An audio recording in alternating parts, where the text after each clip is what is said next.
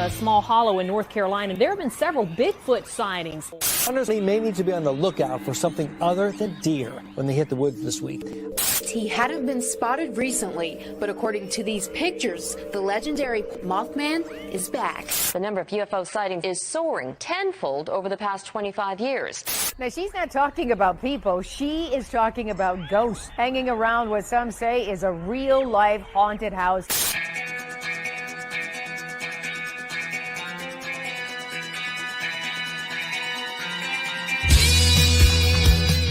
You're listening to Paratalkradio with Ted Wolf and Psychic Cindy on Paratalkradio.com, a member of the WLFE digital broadcast family. Paratalkradio is your one-stop for all things paranormal, the unknown, and the supernatural. Join us every Monday night at 8 p.m. Eastern, 7 p.m. Central for discussions and guests on topics such as ghosts, hauntings, Bigfoot, UFOs, and more. This broadcast is rated M for mature and is intended for listeners over 16. The topics, views, and opinions expressed on our show may not necessarily reflect the views or opinions of Paratalk Radio, our hosts, or our sponsors. Now, live from J-Wolf Production Studio in Ontario, New York, here are your hosts, Ted and Cindy. Ta-da. Hi, everybody. Hi, Teddy. Oh, hey, how are ya? I'm so exhausted since I talked to you. That shower really, I know it sounds crazy, but the shower kicked my ass. I know. It's, that's, I don't know. I could fall asleep right now. Let me just tell you, I'm exhausted. But, I know. Oh, that's so cute. We have a great, I love it. we have a great show, for tonight. And I didn't even put my larshes on, see? Larshes? My larshes. Steve Berry says, yes, it's time for Ted and Cindy. Yes, it's time for Ted and Cindy. Holy moly, Cindy, Sheila made it. Hi, Sheila. Oh, I miss you. Hi, hello, Rob. Bob Carter. Well, it says Rob Carter. Hi, Barry. I missed you. Steve Barry, and Barry Mart. I love it. We have the berries. What kind of berries are they? Cranberries? Blueberries? Boysenberries? Schnozzberries. Taste like schnozzberries. Schnozzberries. Oh my God! Isn't that the cop, the weed cop movie? I don't know. Sheila says showers are relaxing and taking away the negativity. Yes, they are. There's your buddy Kristen Holmes. Yes, I'll tell everybody why I'm exhausted though. We miss you too. Yes, I miss you so much. Okay, so a pair of berries. A pair of berries. That's funny. Super Troopers, Mr. Steve Berry. Yes, it was Super Troopers, I believe. Factory. Yeah. Yeah. Well, I don't know guys, if I'm gonna make it the whole time, Teddy. I'm feeling that shitty. Oh, that's terrible. I'll try. Okay, you try. I'm going to have 3 other beautiful ladies to try and take your spot tonight if you have to go. Okay. Yes. Absolutely. You have some hot mamas. Check there you in go. So, ladies and gentlemen, tonight we have the SHE-Squatchers, and we are going to talk a little Bigfoot. We're going to talk a little. I don't know. I think how we always have this. We always have this kind of banter between me and Cindy about what Bigfoot is. And tonight we're going to have 3 other opinions, and if they all believe the same or not, we're going to see who tallies up the most. Me, or the beautiful one. Hi, Mike. How are you? Or Cindy. Hey, Mike, hello, Mike. Send me some energy. There you go, Genevieve. Yes, Bigfoot. Hi, Genevieve. Okay, so I'm going to tell everybody why I'm feeling so. Okay. Well, we have those beautiful ladies sitting out back, so let's not. Well, we need to too catch long. up really quick anyway, so we're going to catch up and All tell right. you this. Do that real quick. So, I'm going to get my watch party started. For everybody that doesn't know, I had a really bad allergic reaction to yet another antibiotic. So since Friday, I have literally been trying to come out of it. Thursday night is when I actually started feeling like, am I having an allergic reaction? And my nose was stuffy, and I'm like, nah, I'm not. So let me take 2 more doses and just let it go. And needless to say, I broke out in a rash every place. My shoulders, my neck, my throat, my neck, I should say, my face, and my tongue swelled. And I actually was feeling prickly, itchy stuff on the inside of my throat too. I did talk to my doctor, and he told me to discontinue use and to use Benadryl. So I've been doped up on Benadryl all weekend, and I have no energy, and I'm exhausted. I still don't feel that great. And I made dinner though. I did something dumb. Does a microwave really count as making dinner? No, come on now. I did not use the microwave, but I was doing the crock pot, putting everything in the crock pot. And then what do? I forget to snap it down to make it cook.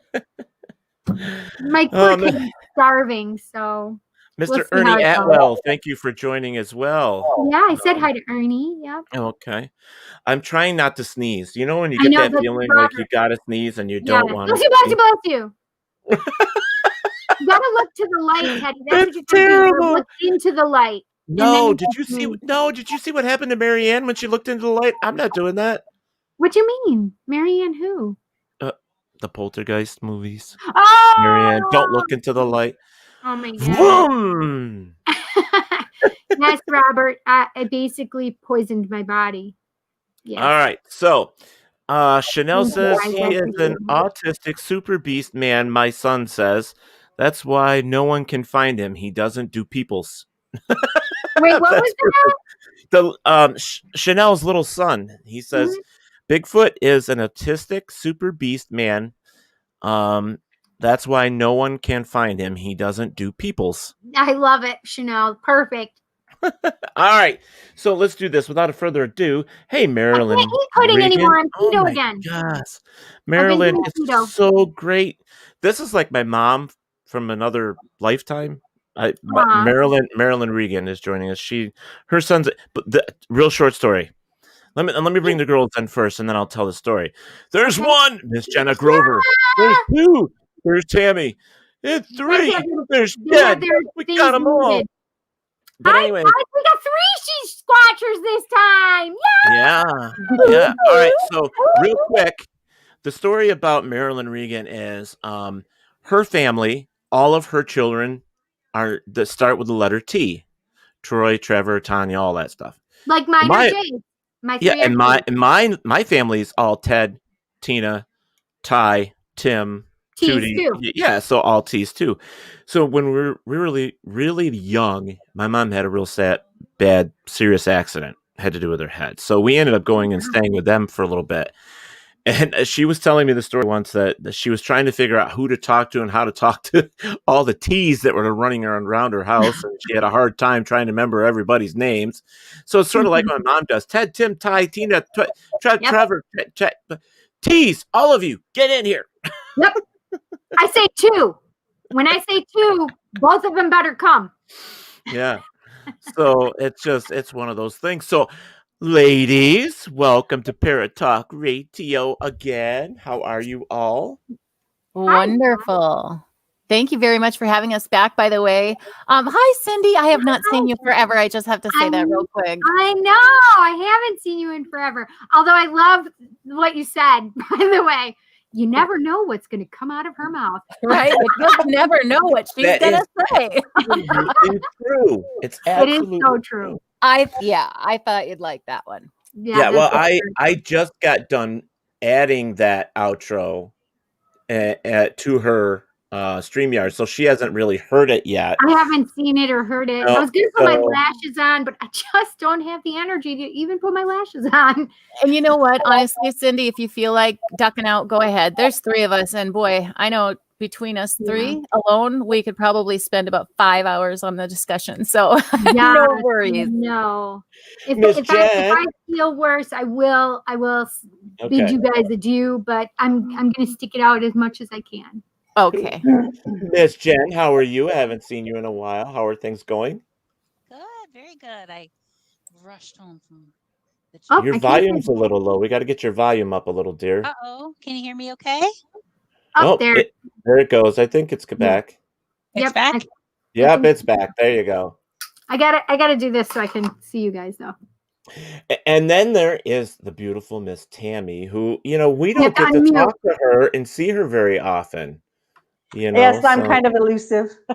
You're like Bigfoot, elusive. There you go. She's like the Sasquatch, huh? So, I think what we'll do, let's kick it off with our main thing here, because Cindy and I have been going on this little thing for a while now. But let's do this first. I want to go to each girl first. Tell a little bit about yourself, and then that way people that are in our guest room actually can learn a little bit more about you. And we're gonna go right over, since you're right next to Cindy. You're in trouble, so you're gonna go first, Miss Jenna Grover. There. I always put myself on mute because I'm so loud in the background. So sorry, guys. That's why if you ever hear a little softness, like nothing before I speak, just know I'm taking myself off of mute. So my name is Jenna Grover. I am where do I start? There's so much. I know. Okay, so we're just doing Bigfoot today, right? Yep, just a little Bigfoot. Okay. We're just talking, Bigfoot, like your necklace. Perfect. Yes, I can't wait until you get yours, but it's not Bigfoot. Okay. Well, anyway, my name is Jenna Grover. I am part of the SHE-Squatchers team. Jen is actually the team lead and fabulousness of the team. I found out about the team because Jen had come up to me and told me, she goes, Jenna, and she had this big elaborate story. And I was like, what are you talking about? She said, Jenna, I'm going out to the woods and I'm looking for Bigfoot. I was like, really? And she started talking about it, and I was so freaking excited right there. I was like, I said, please. I said, I have to be on this team. Not only did I need the camaraderie, from people, but I also needed, I needed something in life. Right. You know what I mean? And it was there. That was what was it, Well, we're going to find out from Jen how much you begged to join that team. I'll find out. You go ahead. All right. So we're going to move on to the illustrious, as you say, she is the founder, right? She's actually the founder. So we are going to go over to Jen. Hi. Hi. So give us a little bit about who you are. And I really need to know, how much did she beg? Yeah. Okay. So I'm Jen Cruz. And yes, I started up SHE-Squatchers after I did an interview with Lauren Coleman, the cryptozoologist from the International Cryptozoology Museum in Maine. Mm-hmm. And I interviewed him on my old show. And I didn't believe in Bigfoot then. I didn't know much about it either. I'd never really thought about if Bigfoot was real or not until I was talking to Lauren Coleman. And he was so interesting. And he had so much fascinating information about it that I suddenly became interested. And I jokingly, he thought he had shared his idea for the recipe for success in connecting with Bigfoot or interacting with Bigfoot. He thought would be to send women into the woods without men, dogs, or guns. Men, dogs, or guns. I love it. And, because he said most of the time, the Bigfoot that people see near the roadways, it's not a family unit of Bigfoots out there. It's usually a younger male who's out on his own, probably doing all the stuff he's not supposed to be doing. And he thought these younger male Bigfoot would probably be more likely to approach some ladies in the woods if they didn't have anything threatening with them, like men, dogs, or guns. So, my reaction to that was, hey there, big boy, pick me, I'll do it. And I was joking, of course, at first, but by the end of the interview, I really wanted to do this. So I volunteered right on the air. I said, I'll do it. I'll find some girls. We're going to do this. So, and we did. We did by the way his recipe for success was without men, without dogs, without guns. And that's what we do. And on top of that, I am a psychic medium. Cool. And an energy worker by trade. And so I sense energy as a physical sensation in my body. It's not just a good woohoo feeling. It's literally a physical sensation in my body. That woohoo feeling. And I thought, I wonder if we could use our extra senses to give us an advantage in looking for Bigfoot rather than everybody else just goes out in areas that they think Bigfoot might be at, or they maybe have had a sighting from somebody else. But what if we could use that on top of those to use what we've got to get there a little bit easier? I'm not a big girly girl that wants to go out and really do some primitive camping for 3 weeks on end and massive 30 miles of hiking in the deep. That's not me. I got Tammy in the background going, yep, that's me. That's me. That's Tammy. Me, I want to get there quick, right to where Bigfoot's at, and say, surprise, we're here. And then leave. And I'm in the middle. I'll go like part of the way, but you know what, Tammy, you can take the rest, and then I'll just like go one part. So I'm sorry. I like a shower and I like air conditioning. I understand. I like camping for a weekend, and then it's time to go home and have a shower for real. Well, I have lakes. Lakes have water. You can bring No. yourself. Nope. I don't go in bodies of water, really. Weird. I bathe in lakes. I do that if it's not too cold. I mean, up in the Adirondacks, I do bathe in the stream. Well, let's give Tammy her due. Let's bring her up. Miss Tammy, there you go, full screen. So tell everybody a little bit about yourself. Well, I actually worked with Jen on other projects before the SHE-Squatchers. And when she first started doing it, we had talked about me coming in, but it wasn't really the right time for her or for me. So that didn't work out. But she asked me a couple years ago if I wanted to join and if I was ready. And I said, heck yeah, I need some more adventure in my life. So I got on the team. Cool. That's awesome. All right. So just so y'all ladies know, there's a whole bunch of comments and questions already going in the chat room about all this. But we're going to come back to them because I have a question. And my question, we're going to start, instead of Jenna always getting the first question, we're going to go down to Tammy and go backwards.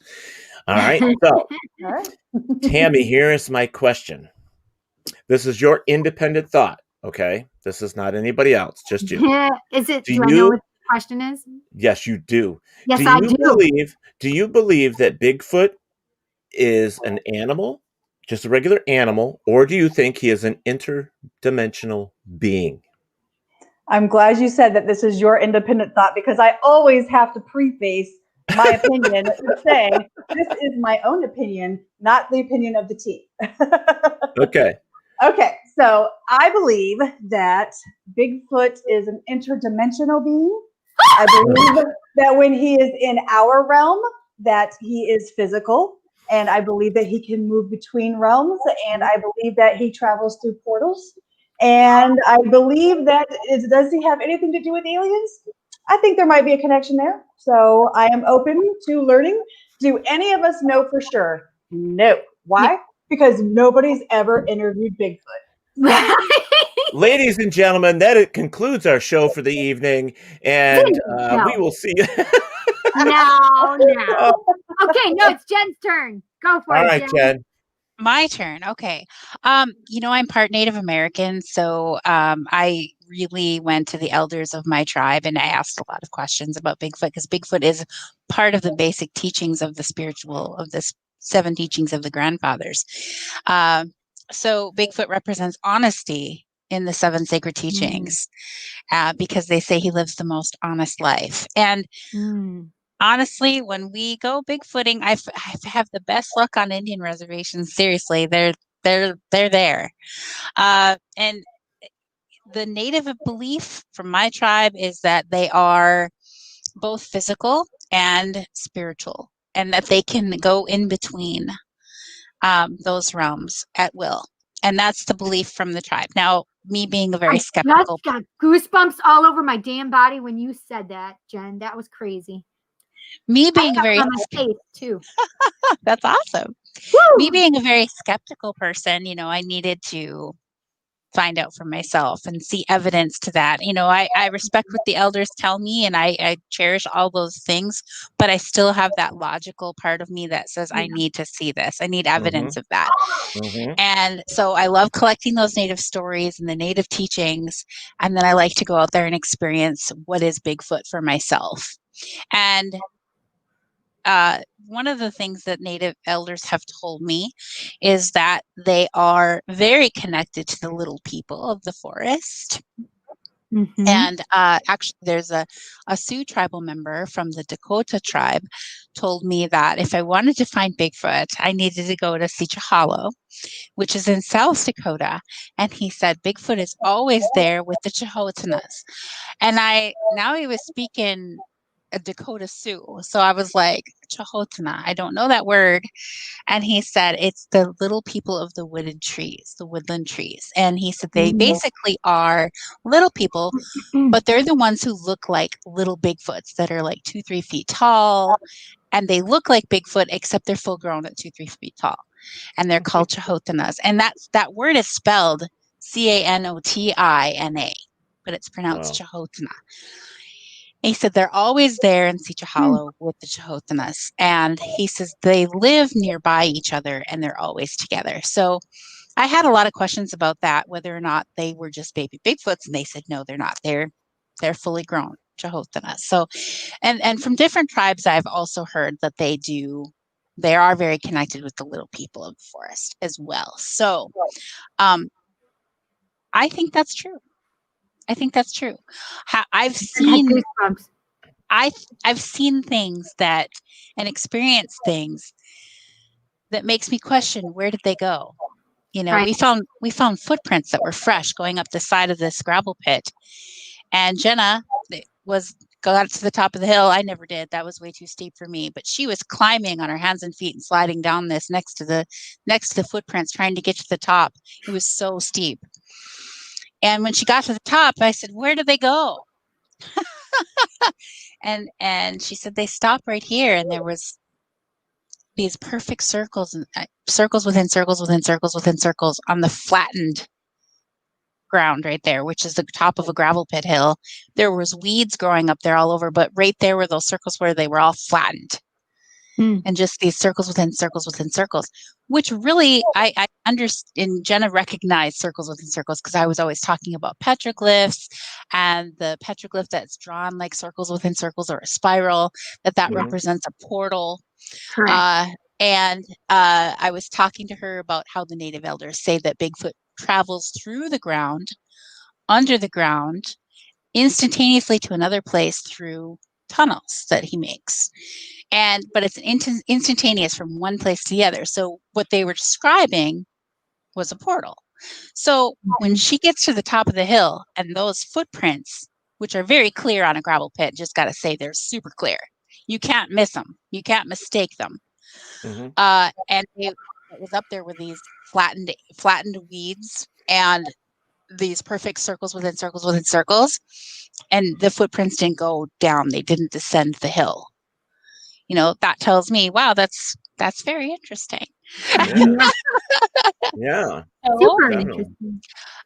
My opinion on whether they are a physical being, an animal, or an interdimensional being, I know that they're physical. I think they're very highly intelligent, more than just an animal. And I've seen things that make me think that they do travel that way. Okay. There you go, Cindy. There's 2 for you. But I don't know for sure. I mean, I'm not keeping score. All right. We got to go to Jenna. Come on, Jenna. Right. Okay. I have to go with Ted on this. I think they are flesh and blood. I also think they are very intelligent. I think they've been here for a lot longer than we give them credit for being here. I think that, like humans, we're able to pull information, psychics, and when you're receiving information, I think that when we get this information as human beings, we're so full of clutter that we're not necessarily getting the clarity of it. And the ability that we may have without all that clutter could just be, doing all these things that are supposedly happening with Bigfoot. But I honestly say, I believe it's a Bigfoot is a flesh and blood. I think they're more like a tribe or tribes. They're more human than animal. So let me see. I'm wondering if there's anything else that I can think of. Well, my question, Jenna, is what's your opinion then about the circles within circles up at the top of that sand pit, gravel pit? What happened there? At first, like when I climbed, I mean, because Jenna's right, it was an extremely high hill, and it was embarrassing. I thank God no one videotaped my butt. It did not look good. But so when I finally get up there, because we're crawling probably about 2 to 3 feet away from the actual prints because we don't want to disturb those. So when we finally get up there, the first thing I notice is the ground is flat. On top, there's just a flat part. And I looked down and I immediately saw the circles and I was like, oh my gosh. And I yelled down, Jen, because she was way down there. And I said, there are circles. And she said, what? And I said, so I started taking pictures and sending them to her and saying, this is really cool. Because it almost looked like it could have been flattened by a frequency, just like flattened. Right. So I'm wondering if maybe that could have been. And when it comes to what do I think, when you were talking about that, it just came into my mind that I really think that they could be. And I think that, they could be involved with aliens. Not that they are. Okay. So yeah, I still feel that they're physical. But I do believe that they are also interdimensional and that they could also have links and ties with some alien beings. Do you think people are too, though, Cindy? What's that? Do I think people are too what? What you just said, physical, who can... Well, I personally know that I can be in 2 places at once, right? I know that I can be in spirit and then I can be here. So yes, I think that we can do the same thing. And I think that's where we're trying to ascend to right now, is that we're raising our vibrations here on Earth so that we can communicate in a bigger, brighter, better kind of communication system rather than using our mouths, which are super archaic in spirit, as those of us who communicate with spirit know, because we do it telepathically. We don't do it with our mouths. And when we see people, we're like, oh, look how cute. They're trying to use their mouth. It's super funny and cute. You're like, oh, no, just think it. And then you can communicate with me. Yeah. But yes, no, I know that when I go to sleep at night, that I know my physical body is where it's supposed to be, but I am not usually there, to be honest. See, and that's kind of what I was trying to get at. I mean, we as human beings, we can do that. So why couldn't they? And without the clutter, they must have it like in the bag. But we know that with astral projection, our astral bodies can pretty much go anywhere we want to go. Yep. This is my favorite topic, to be honest with you. And Cindy knows it. I mean, I love to talk about Bigfoot, and I love to try and get more information from individuals or groups as yourself to kind of keep my education going on learning more about this creature. And I like having different opinions. Now, do I fall with Cindy? I think that some of the stuff with Cindy, and we've discussed this 100 times over 3 years, that there are some things with her that, okay, I'll take it. I'll take it. And then there's some that I say, I'll leave it because, it's like, well, here's my thing. And I'm sort of like Jen. I am the person that, even though I have abilities myself, I tend to always say, if I'm ever going to prove or disprove anything that I'm researching or that I'm working on, I have to have more. I just can't accept what other people are saying. I need more. And so that's basically sort of like my mantra when it comes to, my research. More, you know? And it's kind of like, I was going to ask Jen because she said it like 3 or 4 times so quick. It's like, how do you just say circles within circles within circles all the time and not stumble over your words? I would be like, you know what I mean. Oh, it just comes out. It's easy. Jen, Within circles within circles. Jen is an amazing speaker. She can say anything 25 times fast. See, I stumble over my words. I always stumble over my words. Always. Doesn't matter what I'm doing. It's one of those things. But we have a question in the chat room that we're going to get to. This is Tactical Bigfoot Research, who is Mr. Mike Ann, and he has a question for you and wants to know, where is the team's favorite place to investigate? Yeah, I love that question. My favorite place to investigate is on my reservation up in Red Lake Indian Reservation in northern Minnesota. It's very large. It didn't seed, so it's when you cross the border, you're not 100% still in the United States. Right. So the joke always was when I was a kid that if I ever did anything wrong, you run to the res because they can't come get you. Smart information. Kind of like the information we got when you live in Texas. It says, go to Mexico. Go to Mexico. Well, on the reservation, they have to have permission. You have to get the law enforcement has to have permission to come in and get you. They sure do. Yes, they do. And so that was always the big joke. Well, I could always just run at the res.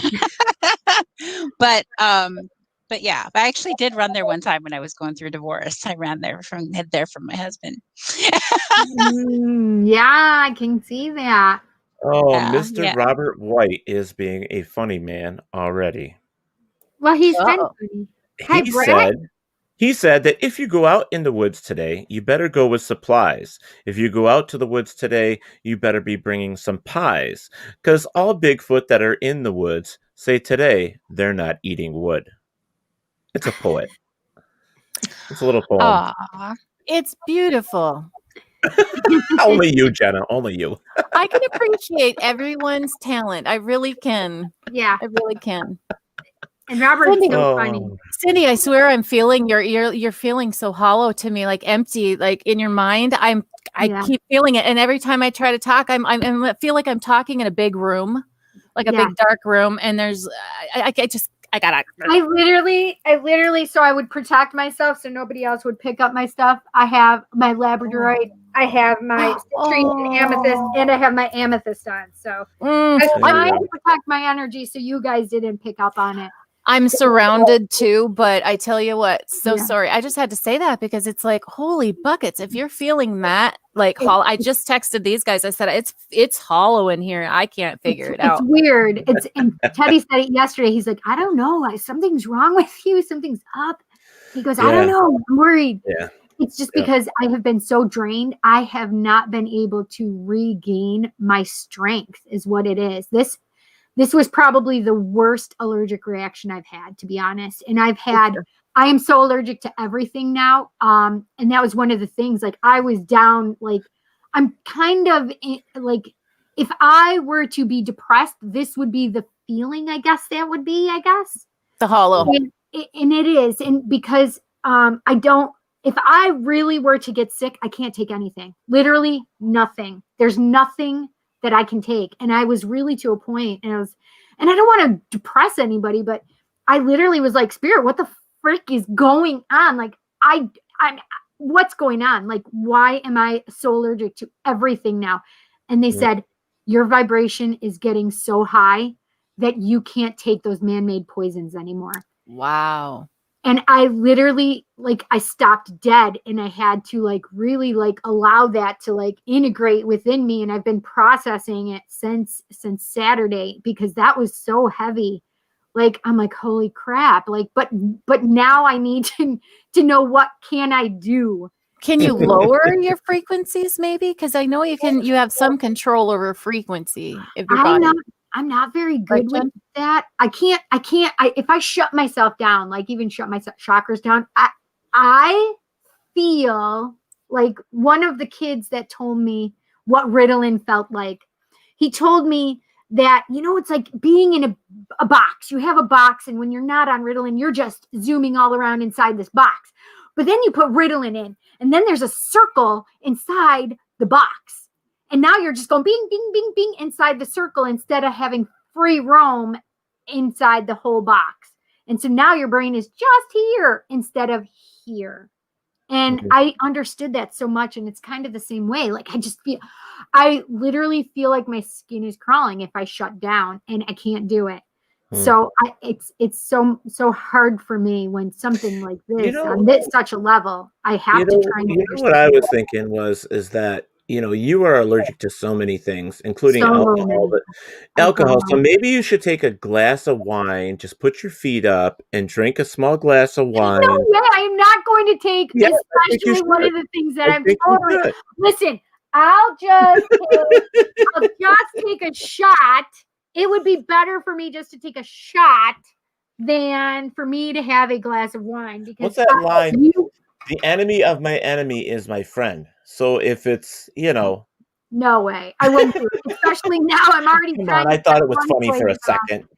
I thought it was funny. I was already trying to fight off one poison. I can't do it again. So Mr.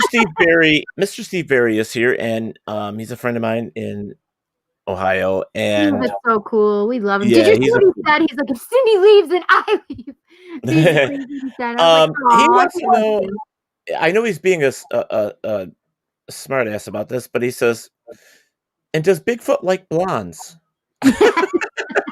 Well, I can't tell you that answer, and I don't think they're going to be able to either, but I would bet that Bigfoot is used to his own kind, which I think is like a dark reddish color or brownish color fur. So I would say no, Steve. Well, maybe they will. Don't discount all the blondes in their wily ways. Well, let's see. Miss Sheila says, hello, Tammy. Let's see. Where is Jesus? Oh, Sheila said not for sure, but she agrees with Tammy. She said, yes, Tammy. There you go. I don't know. My comments froze up on me. It just took me a minute to get them back. Sheila says, hello, Jenna Cruz. Brett is here, and I haven't seen him in a while. He says, Ted's got all the hotties on tonight.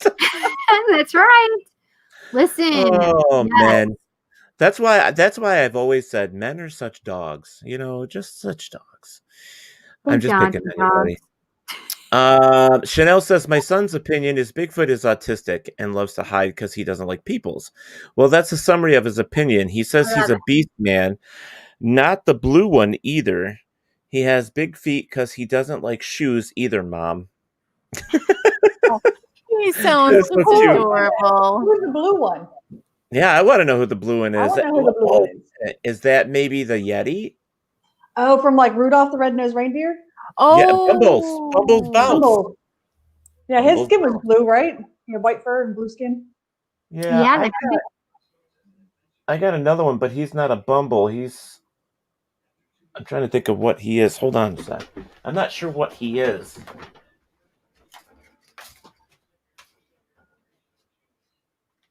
Quantum entanglement. Yes. See, I have all the cool toys behind me, so. Yes, you do. It's like it came off that Transylvania. What is it? The vampire cartoon thing that the kids like. Hotel Transylvania. Yeah. But he's got big blue feet. Yeah, he's got big blue feet. So funny. Definitely. All right, so where else? I'm not saying that. No, Sheila, I'm not vibrating as bright. Quantum entanglement. That's what Barry March is saying. Bigfoot loves pie. Steve Berry also says homeopathic medicine is like for like, poisons heal. Blah ha ha ha. Yeah, but he also said, wait, too powerful to take man-made medicines. Dangerous path, Cindy K. Thompson. Yeah. Mike from Tactical Bigfoot says, what has been the team's scariest moment in the woods? Redheads. Well, Yeah. I would probably say that my very first time out was probably the scariest. And yeah, because you don't know what to expect, right? I mean, you're just out there for the first time, and well, we had an encounter, which was interesting. And so we had gone to a place where somebody had an encounter, and it was quite an intense encounter where they were this young man was in a canoe and he was out fishing towards dark, and the lake is called 6 Mile Lake in northern Minnesota, and it's really a long, skinny lake. On one side of the lake, it's all woods and very thick woods with a little road that goes through it. And on the other side of the lake, there's homes and cabins and, people. But there's nothing on the other side. And so we'd heard that he had been at a boat launch, and he was trying to bring his canoe into the boat launch when he saw a Bigfoot in wading through the shallows and moving aggressively towards him. So he didn't come in. He just kind of kept staying out and like moving down the shore, and it was following him. And his cell phone had run out of battery, so he couldn't call for help. And so after a couple of hours, and his family was like, well, he should have been home by now. They knew he was out there fishing, so somebody drove out there and started, honking their horn and flashing the lights of the car at the boat launch.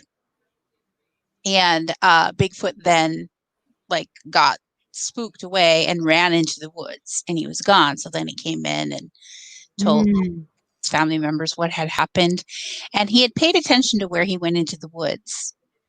So the next day they came out and they went there to see if there was any footprints there, and there were tons of them. Wow. And so there was lots of evidence there. Finding Bigfoot TV show was on at that time still, and they came out to investigate. So we were there about 2 weeks after they were there. And all I knew was that there was supposed to be at this public boat launch. Well, there was only one public boat launch that was listed on this lake, which was over on the side where the houses were. And I said, that just doesn't make any sense. If I was Bigfoot, I'd be on the other side. Right. Isn't anybody? That makes sense. And, as an energy worker, feeling energy, I decided let's go out there during the day and just check everything out, find some spots, and then we'll go back to those spots at night and check them out. So we're going on the side of the lake that has nothing except trees, and this little road, which is called Reservation Highway 20. Don't let the name fool you. It's a gravel road that has one width of a car, just one. Wow. So only one car can go on that road at a time, going in one direction. So we're going down there. We're stopping at different places. And we stopped at this one area that I felt an energy feeling that I had not felt before. It was completely new to me. And so I was very interested in this area. Although I didn't see anything there that would lead me to believe that Bigfoot was there. There was no footprints or anything like that. But I still dropped a GPS pin on it and recorded that area that I wanted to look at that place that night again. And we continued looking further. And then we got up to the top of the lake where there's this little bridge. And I recognized Jenna changed her profile picture today on Facebook to that bridge, taken from that bridge, actually. Waterway that goes underneath it. And again, this bridge is a one car with little gravel thing. And when we walked across that, something just told me to turn around and look back. And when I turned around and looked back, I saw footprints in the gravel.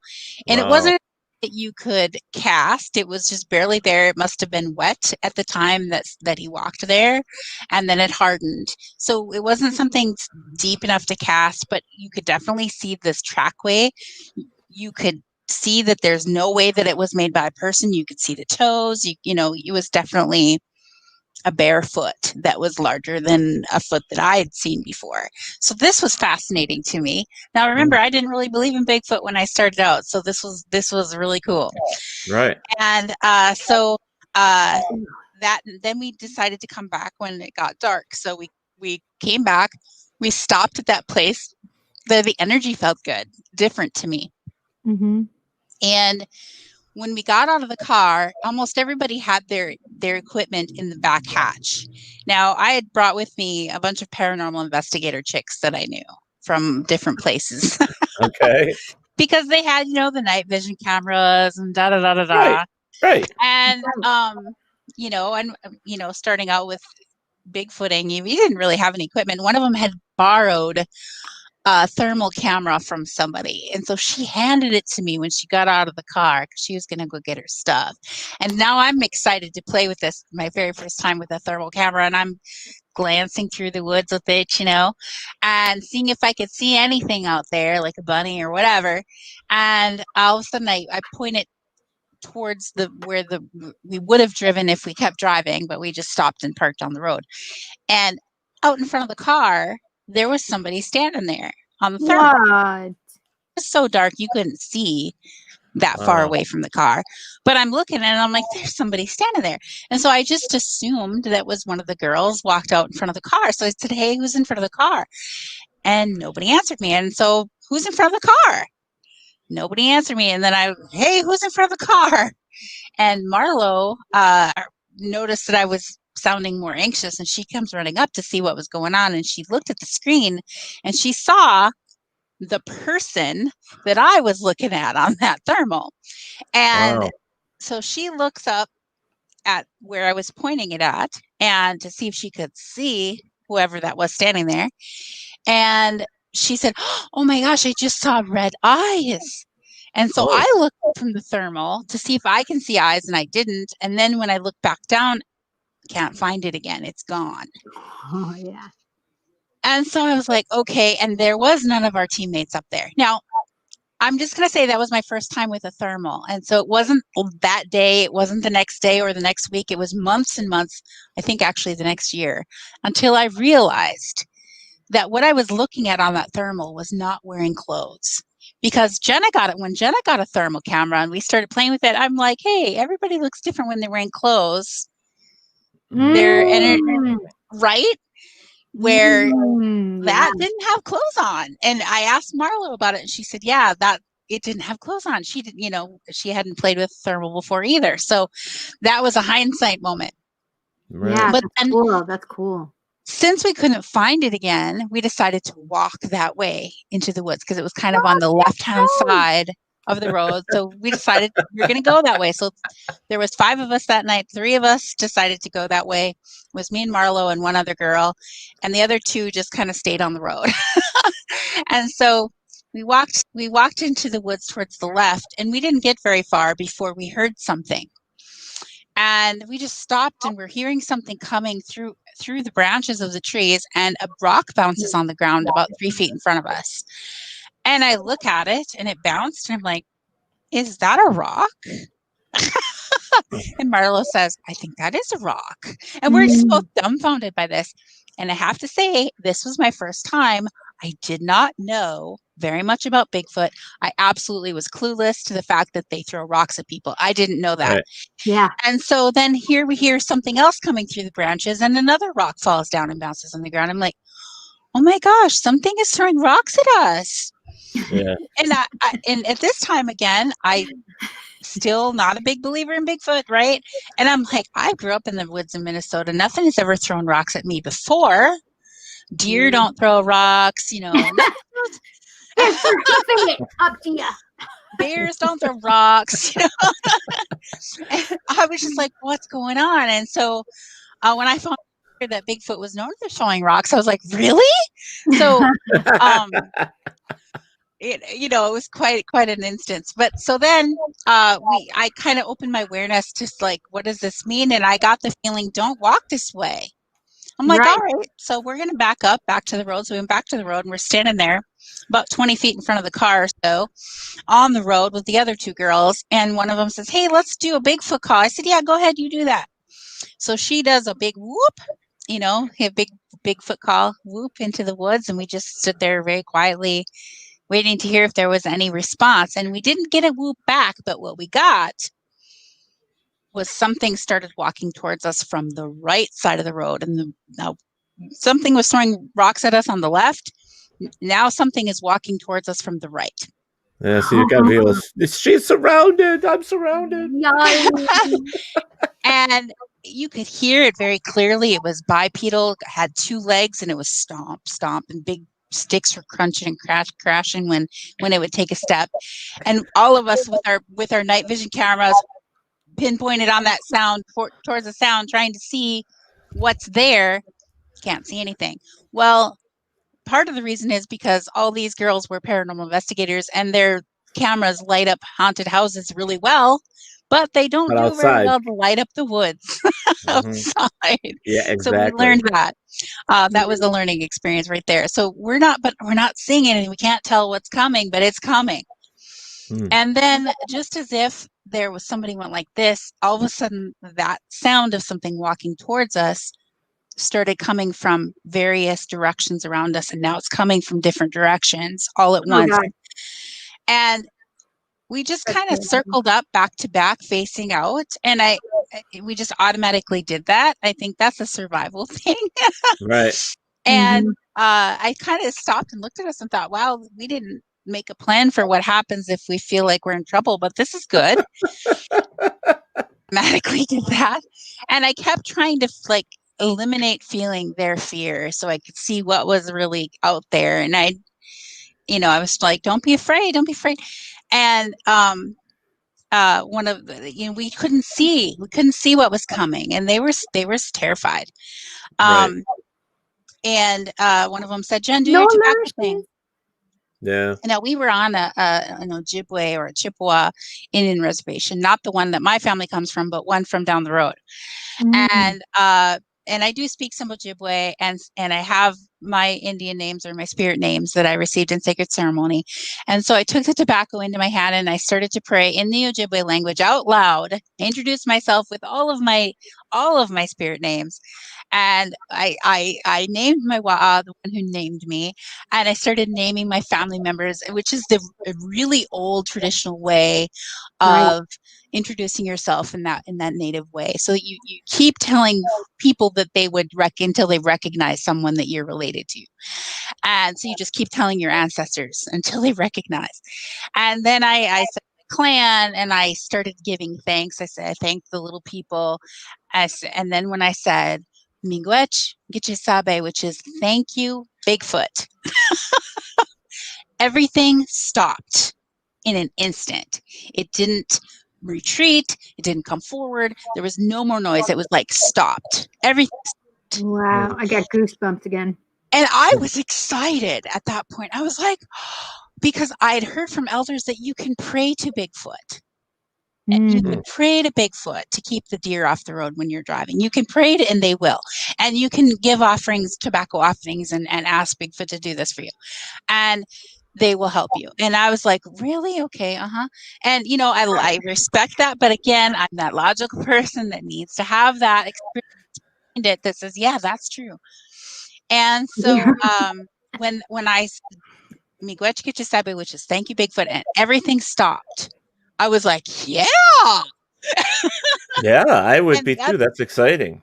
That's exciting. That's amazing. The other girls were like, I'm so scared. Let's go. Tammy and I were not there.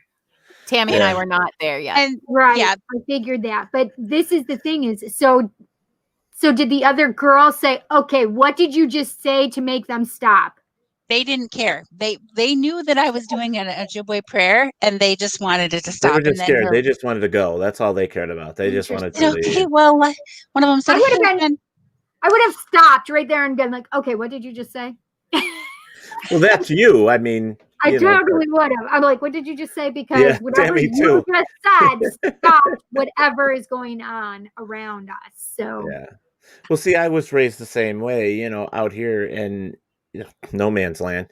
And pretty much when you're out in these woods, you pretty much know what's out there, especially if you're raised there. So you're aware of all the animals and, who might be traipsing out there in the woods, and who may be doing this and doing that. So when something that just isn't normal happens, I got black bear on our property. We've seen bobcat. I mean, we got stuff like that, but you're not used to it still. So even some of those little things kind of throw you off from time to time. A fox screaming, looking for its mate. Yeah. A deer being attacked, or a fawn being attacked. A rabbit sounds like a little kid being killed. I mean, there's so many things, but I guess when things become unsettling, when the normal kind of goes out the window, there's a couple feelings that come to mind. One is, excitement. Cool. All right. Awesome. Now let's continue on. Or it's like those girls. I am scared shitless right now. Let's go. Get in the car. I don't care. I don't want to know what you said. I don't care. I just want to get home to my nice warm bed. That's where's the time clock? I'm checking out. Yeah, I'm checking out. I'm Motel 6 leaves the light on for you for a reason.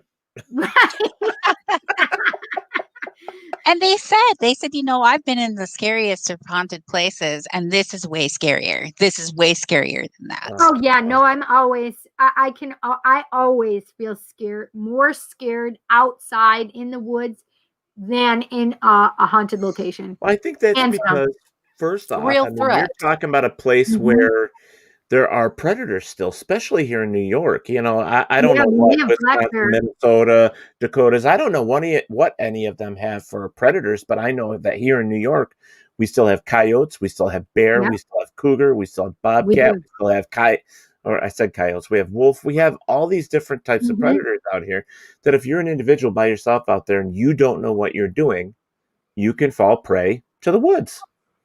Yeah. Fall in a hole. Just fall in a hole. That's all. Oh, and break your leg. Then what? You can't get anywhere. And if you don't have a cell phone. Well, not even falling into a hole. You get lost. I mean, Jen and I have been out there where we didn't have an actual. Now we're stocked. We've got it all, but we didn't have a compass. So so we were just like, oh my gosh, and it was really scary. And luckily, we had other people there. But had we not, I called for help. I called for help because I'm like, we can't see. All of our equipment went dead. All of our equipment went dead. We couldn't see the trail that we came in on. And we were like maybe 10 feet from it. But we just stopped because I'm like, everything that I've learned about being in the woods is if you feel lost, stop, because you might be walking in the wrong direction. And so I called the person that was waiting in the car, and I was like, hey, we can't find the trail. Can you come up here with some light?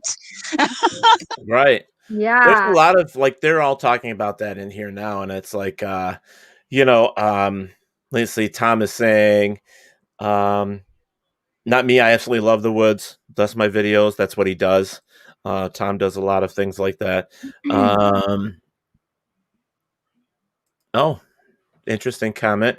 This one's from Glenn. He says, Sasquatch are the guardians of the woods. We are guests in their home. Great show. Thank you. The one that oops, jeez, fat fingers. Sorry. The ones from Mike Hungry. When I'm in the woods, I'm not stuck out there with monsters. They're stuck out there with me. Yeah, that cracks me up. I love it. That's funny. That cracks me up. Let's see. And then we're going back to Sheila says, I am scared of people who are in the woods and living out there in tents as hermits or hiding from the law. That is a good possibility because out here it happens when people escape from so many different things. And it's happened on our property several times where somebody escapes. They actually come through our property. I don't know why, but they do. And we've had that a couple times now, and where the police actually come and ask if they can search our property. We got a large parcel of land here, so they'll come out and they'll do that as well. They'll look. But I have to go back a little bit because where is it? Back to Mike from Tactical Bigfoot says, do you use 3D scanner apps to take prints if you don't have casting materials? Nope. I've never even thought about it, to be honest. If you know a good app, let me know. I would love to check it out. Jenna App? is our Machines? equipment. She's our equipment queen, Jenna. I got to tell you, I'm just going to brag her up a little bit. Okay. You know, on movies, when you have a sniper, a professional killer who has like a sniper rifle, and they have this like silver case that comes rolling in with all the padding in it, and they open it up and has their all their weapons in there. Jenna has that case. And you So open she's it up, and actually it's a CIA agent. That's what she really is. we go walking in, and she's like, dum, dum, dum, dum, dum, and you open it up, and it's got every little piece of equipment you could possibly want. And she opened it up one day, and I looked at it, and I'm like, Jenna, why do you have like 2 spirit boxes and But guess what? One of those spirit boxes died. So guess who has an extra one? Just saying. There is a way of my living that makes sense. So yeah, if you I know of do. a good app for that 3D Yes. mapping thing, Yeah. tell Jenna, because she'll get it. Yes, Yeah. please. Well, you know Mike. You know Mike, Jenna. I mean, Uh-huh. Mike and Christy from Where's My Sage? Yep. Yes. Yep. Hello. I've Okay. actually seen one of those printing machines at a college work. It was like, I don't know how many thousands of dollars it was worth, but it was amazing to see something come off screen and to be 3D built just by takes just a little while. Oh my goodness. Very cool. Sorry, I'll shut up. Very funny, Robert. Let's see. Sheila says, I estimate 40 miles from the Adirondacks. That's nice. Beautiful. She also says, always be prepared. Be prepared. Be prepared. Yeah. I love it. See, you guys sing, be prepared. Okay. I Jenna is a love it. party in the CIA. Dang straight. I'm a CIA party. You'd love to be there. That was Robert from Australia. Hello, So- Robert. Yeah. All right. That was So, really bad accent. Sorry. Mike also asked me to tell you the little story of him and I went out. We were looking for Bigfoot, and we were on this location, and there was a swamp, a very old swamp, and then a field that was being plowed, for corn and stuff like that. And we've caught some really weird footprint type style footprints, but they were always mush. There was something over top of them. You couldn't get any real solid prints.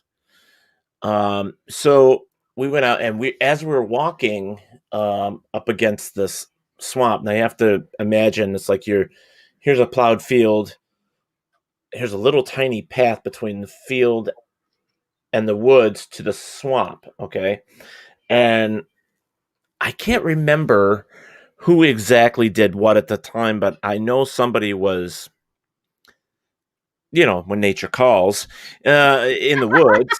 And as he was doing his nature's calls, you heard in the water from the swamp, bipedal, push, push, push, push, push, going away. While he was going to the bathroom? Yeah. So this is it, but we were there for a good, I would have to say 45 minutes walking up and down that area, looking for, footprints and everything else. And it did not make a sound until that point. Now, we all know, and we all know that first off, that urine has a scent. Mm-hmm. Okay. So if someone is, peeing on a tree or something like that. Yes, Robert, making a yellow brick road. Anyways, maybe he caught a whiff of the scent. Maybe he was trying to stay quiet and knew that we were there and saw us there. And then because we kind of split, I think there was 6 of us, and 3 were ahead of us and 3 were below. So there was this, maybe it thought we were trying to surround it, because even Jen said they're intelligent. So, I mean, it's there's a possibility that they were feeling awkward from us being there. So there's a lot of guesses, a lot of things we don't know, but it was very scared off when somebody whipped out their D. Well, it was the only I'll be honest with you, it's the first time I've ever gone on a Bigfoot hunt to where I've actually heard something in response. Does that make sense? It scared them away. They're like, "Oh my God, that thing is so little. We have to get out of here." Run, it's a baby. Run. I'm kidding. Run to that thing. Oh my God, what is that? Let's see here. We have Barry March says, oh shit, wrong one. Good day. Good day, Jenna. Good eye, Jenna. Good eye, Barry. Have any of you heard of vocalizations or calls in your big northern woods that could be Bigfoot? Yes. Go ahead. That first night we did hear something when we were getting about to get into the car and leave that spot. It was way too loud. It sounded similar to a barred owl call, but it sounded way too loud and not quite right. Now I did have David Ellis listen to it when we met him in Washington. I had him put headphones on and listen to a couple of different recordings of it from different devices that we had. And when he listened to it, he said, well, it sounds like a barred owl. But when he listened closer, he's like, but it's off. It doesn't sound like a barred owl. And I'm like, that's what I thought. And well, sometimes it's that little bit. I mean, let's not lie here. I mean, my relatives are Seneca Indian as well. And here, you were taught certain things to mimic sounds as to alert, exactly what I was thinking. family or other people that you're out there with. And they got really good at mimicking certain birds. And the koga or crow or raven, as you guys say it, for me, it's koga. That's how we learned to call it. And you got to mimic that. It was one of those things, and so why couldn't a creature that's been around longer than we have, let's just say, in the woods, that's been living there peacefully for the best of our knowledge until we show up starting destroying everything, it's no wonder, I mean, they learn how to adapt. So they learn different calls. They learn how to become transparent or camouflage. They learn how to do, I mean, there's so many things that we could learn from them, with what they're doing. Cause I've lived like this forever. Right. And I do want to make a statement here that, because we didn't get to me and Cindy, but you obviously know what Cindy believes because I asked you guys that question in the beginning.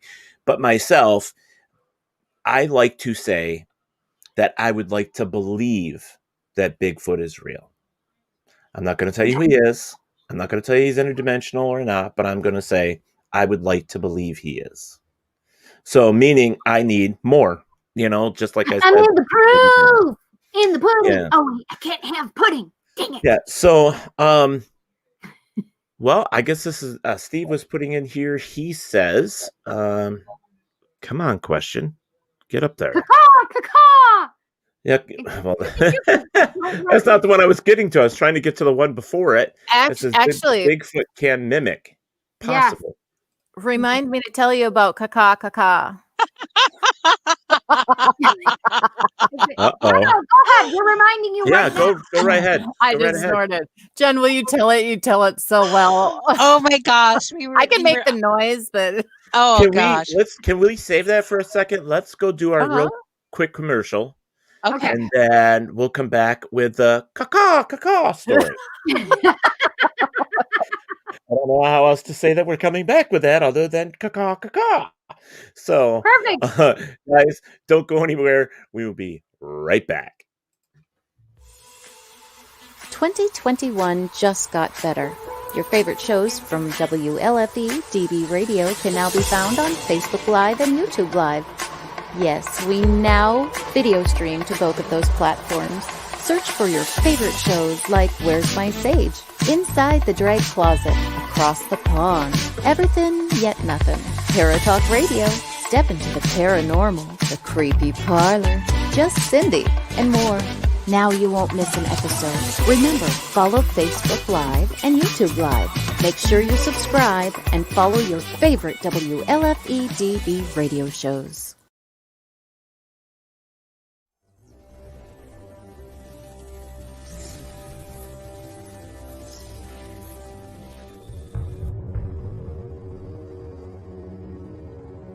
This award-winning thriller has it all.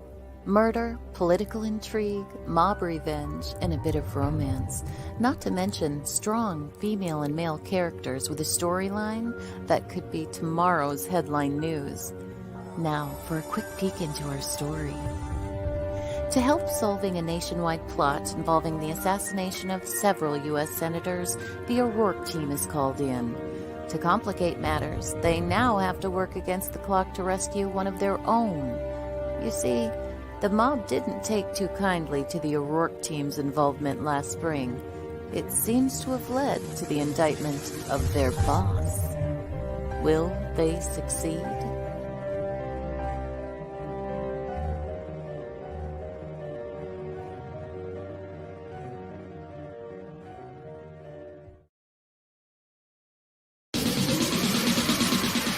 You're listening to WLFE DB Radio. Now, back to our program.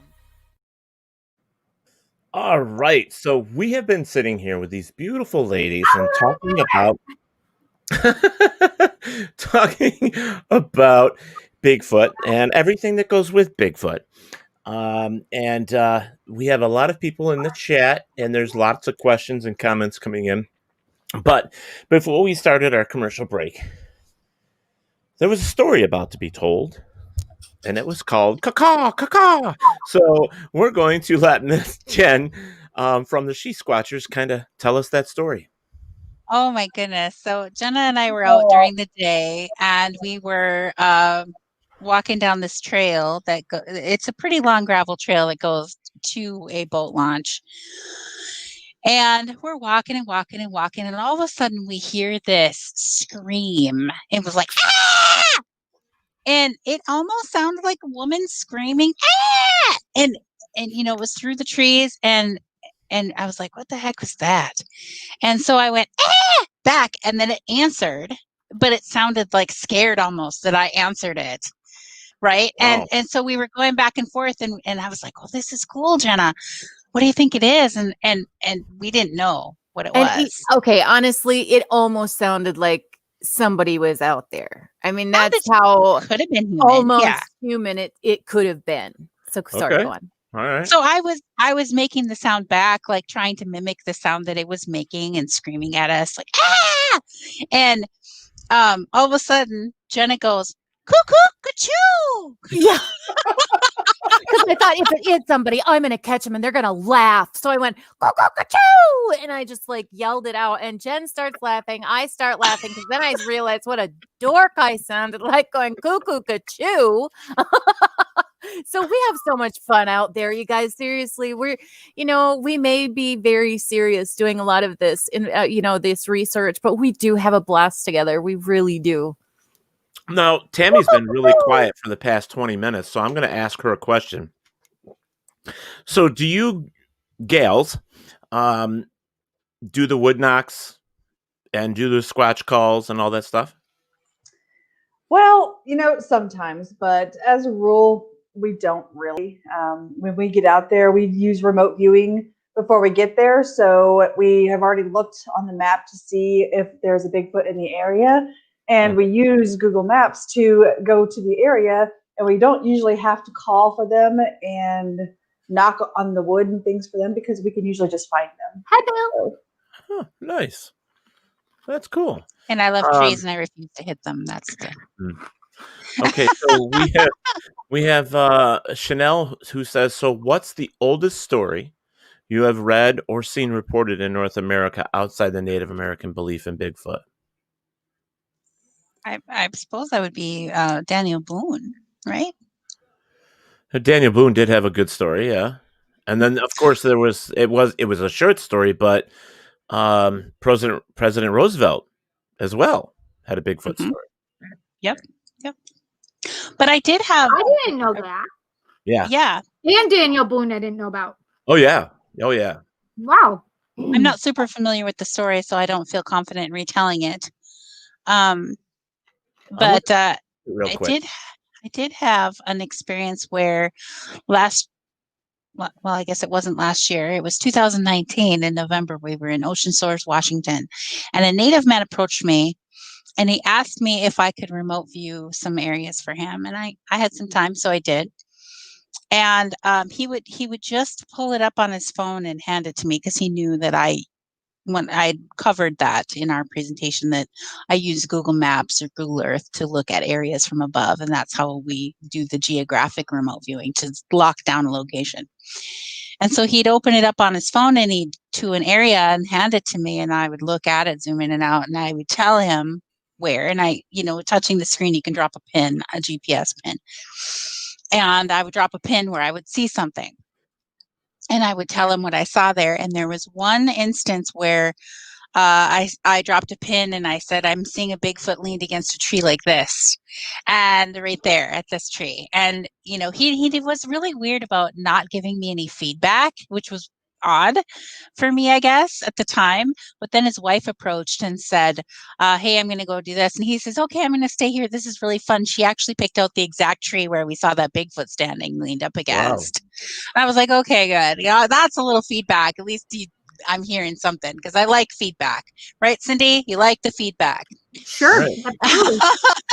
So there was one particular spot that I dropped a pin and I said, okay, right here, I am seeing a really old, this is from a long time ago. And I said, I'm seeing a man who's native, but he's wearing a hat. And the hat looks really, really old to me. And then the woman next to him, his wife, she's also wearing a hat that I don't recognize, but then the hat kept changing. So it was changing into a different type of hat. And then I would recognize that the time period to the hat. I said, we're talking mid 1800s here. That, so that kind of helped me to date what I was seeing. And I said, and they're standing right next to a Bigfoot. And it's not like it was man, woman, Bigfoot. They were standing so close to the woman that the shoulders were touching. And I'm like, they were standing there together like they were friends, and they were smiling. And I said, so I think, and this is the spot where people would trade with Bigfoot. I think they were friendly, and that they would trade goods, and they weren't scared of Bigfoot at all, because otherwise he wouldn't be standing there so close to the woman. And I just kept going back to that. I kept saying, I think that they were together here. I think they were together here.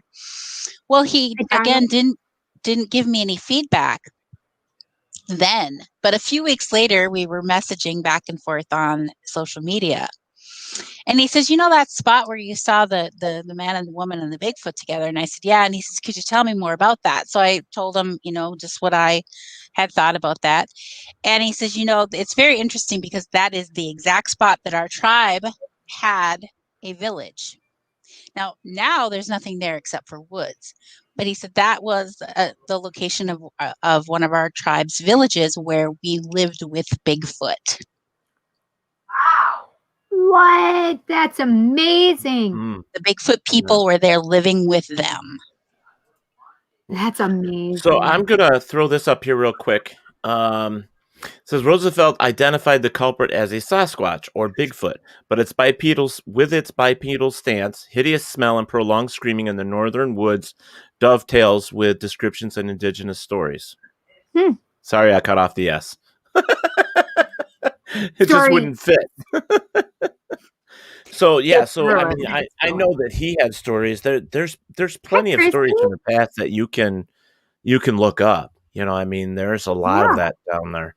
Down there. Jeez, what was I thinking? I just picked up Louisiana, in there, but I don't know why. I want to put on here real quick before I forget, and I didn't get a chance to do this earlier, that go check out the SHE-Squatchers on Facebook. It is facebook.com SheSquatchers official. And then there is SheSquatchers.com. Don't put DHE in there. So, but there you go. You got where you can check them out, because we know that they're only here with us for a little bit. So, but you guys are always welcome to go over and check their stuff out. And I'm sure that many from WLFE know who Jenna is, but the other two are. I'm being very patient, Teddy. Wow, I'm sorry. Go ahead. I Please. just heard Louisiana in my head, and I have no idea why. Oh, Louisiana. I heard you say you heard something. Yeah, I heard Louisiana in my head, and I have no idea why. It's probably maybe it's somebody in the comment room. I don't know. Well, maybe it's for you. Just give it a sec. We'll just. Oh, sorry, I'm talking like we're not on the radio. Okay. Just give it a sec. Okay, hold on. Miss Christy London's in here saying, "What's up, Cindy?" Yeah, I said hi to her. So then she's saying, "What's up, okay. Cindy?"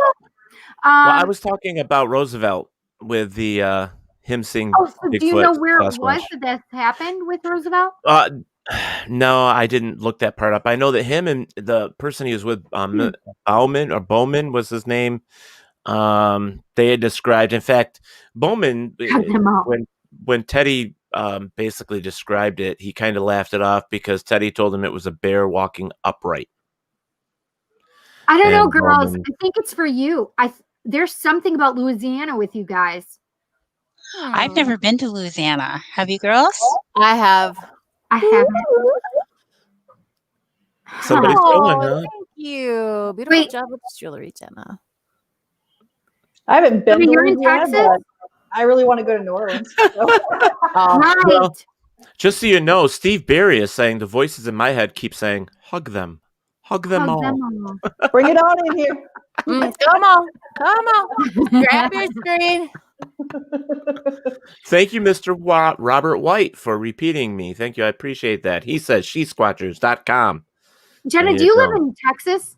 No. I normally am down in summer. I winter in Texas. So that's where I'm normally during this time. But no, I'm down in up in North Dakota, excuse me. Well, excuse me. I winter in New York. Jeez. That's weird because I just picked up you for Texas. So this has to be for you guys. This has to be for you guys. Very cool. We'll talk about it later. We were in Texas. We were in Texas this time last year. Hello, Darla, for joining us. Darla Sampson. Hello. Welcome to the show. Hey, Darla. So, Montana, Mike says. Yes, thank you, Mr. Mike. He said Montana. So, But what was he saying Montana for? That was the answer to where Teddy and Mr. Bowman saw the Bigfoot.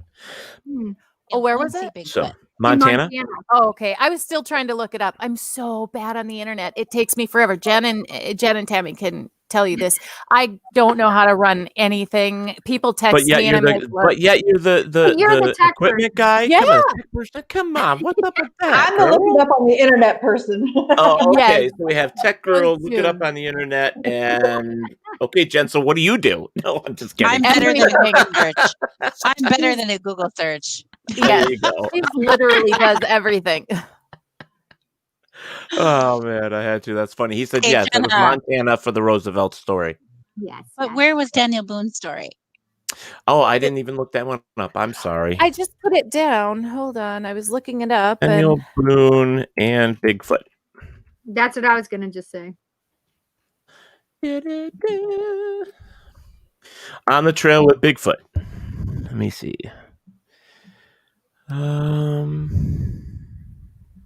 Well, it says Defense, Missouri, but I don't know if that's where he saw it.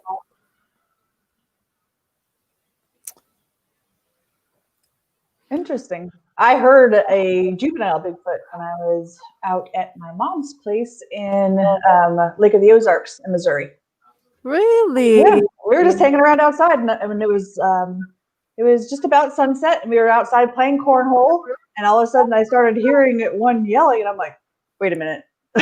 Wait a minute, because I wasn't in my Bigfoot mode. I'm like, did you hear that? And my brother's like, yeah. I'm like, what is that? He's like, I've never heard that before. I'm like, I think that's a juvenile Bigfoot. And he's like, no. And then it kept going. And he's like, yeah, I think you're right. When was that? Oh, it was probably about 3-4 years ago. Oh my goodness, you guys, girls, I cannot wait to get out there with you. I cannot wait. Oh, so Apparently, there is a story of Daniel Boone who actually. Wait, not Cindy. We go to jail. Wait, what? What? Apparently, there is a story that Daniel Boone slayed a Bigfoot. Really? Is that like Daniel Boone slayed the lion's den, but Daniel Boone slayed the Bigfoot den? And all those stories are coming out of, they're all coming out of Kentucky. Oh, there it is. Okay. And into Kentucky. There he found, okay. By the 18th century, more than. Wait, what does, I don't know. I'm so confused. Has the girl's been out to Trent Nielsen's property? That's what Sheila just asked. I know. I don't know who that is. A lot of sightings. He's got a lot of sightings out there. Here's the thing. Can I just mention this to anybody who's watching? Know that keep an eye out where we're going to be going, because if we happen to be coming to a city, a state near you, please let us know if there is a very hot spot or if there's something around there that we need to know about, or if someone's having issues and want it to be looked into. Let us know, because we're coming through. We bring our tents, people. We are so ready for this. Like, we are traveling across the country to speak at events and looking for Bigfoot. That's awesome. Yes. So tell us. Let us know. Cool.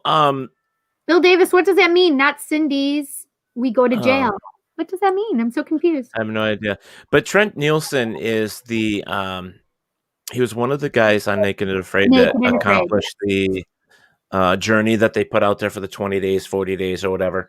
He's actually a Bigfoot enthusiast. He has property, and he basically has Bigfoot sign, I guess. He's big into Bigfoot. Did you see that? Steve Berry says, I think big feet are peeping Tom stalkers. Let's see. Mike says, come to New York. We'll show you around. Whitehall, New York, girls. Whitehall, New York is like the epicenter in New York for Bigfoot sightings. I heard about New York being really, there's a certain area that is really active. I'm so excited. You know what? Maybe we should, does anybody want to support us and spend money that we can travel? I mean, because we just can't afford it. But yeah, I know. You're just like us. Anybody want to sponsor us? Just pay for it all. We'll even buy us a vehicle. Pay for it. Yeah, we love you. We'll give you hugs. Only hugs. I don't know, but I'm drinking this mandarin orange tonic water. Ooh. Is it sweet or is it no? Oh, it's tonic water, probably. It's I nasty. can't stand sweet waters. No, this is nasty. I don't think Bigfoot would touch this. It's like a sparkling water, kind of like, right? Yeah, it's terrible. Teddy Boop, stop saying that it's terrible. No. It's good for you. There's no freaking sugar in it. No corn syrup. Oh, I know there's no sugar in it. Okay, so moving on. I have some more questions here. One of the other questions I got was, you've seen on some of the TV shows. I like Christy's question too, though. I want to make sure you see Christy's question. All right, we'll do hers first then. I know I'm late to the party, so I'm sorry if you already answered this question. How did you girls get together to do this? So if you just want to make a short story or a long story into a short story, one of you? So Lauren Coleman, cryptozoologist, gave me the idea on an interview that I did with him to send women into the woods without men, dogs, or guns. I went out with some ladies at first, and most of them said that they were too scared to do this again. They didn't know if they really wanted to see Bigfoot anymore after what we experienced. So I went back home and I told Jenna, which I had been very embarrassed, which I didn't say earlier. I didn't tell my friends what I was going to do because I was embarrassed that I went looking for Bigfoot. So after I had the experience with Bigfoot, then I was all pumped and couldn't wait to go out again. And so I'm like,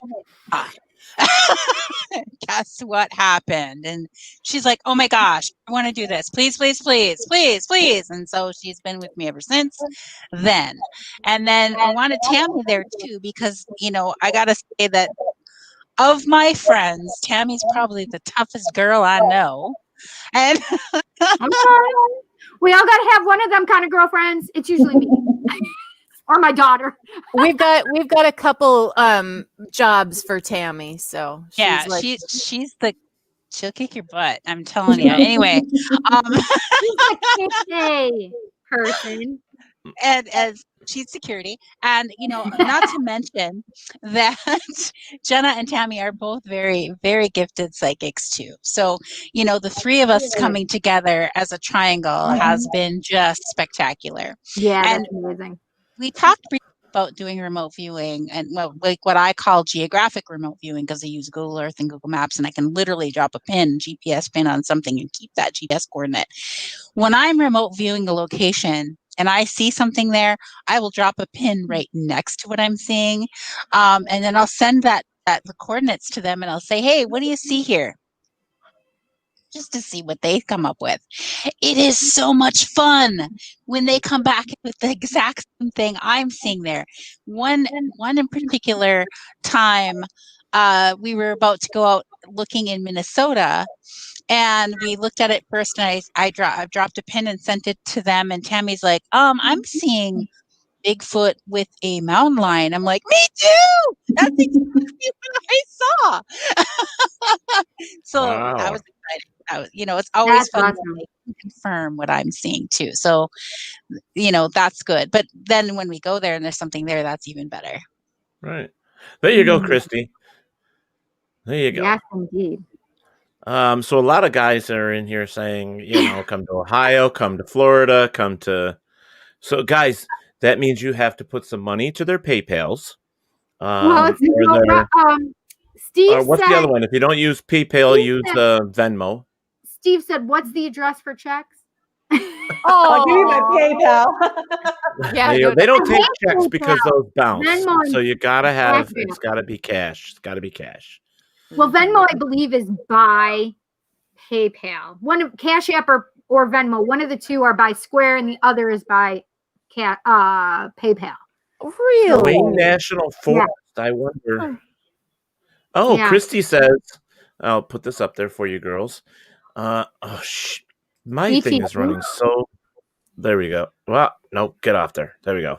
I love hearing about your point of view as a medium. So refreshing. I love applying my gifts out in the field. Thank you, Jen. Oh, thank you, Christy. Yeah. I thought that was really cool. I'm like, man, I want to do that. I want to check out things like that. That's fucking awesome. Steve says you got Cash App. You guys can buy us a tour bus too. That'd be all right. And MoneyGram. I'm trying to get these guys to get something for me. Like, I'm like, oh, Western show Union? you a leg or something, like a shoulder. Oh, funny. Tell money to SHE-Squatchers at yahoo.com. SHE-Squatchers at yahoo.com and takes PayPal. Yeah. There you go.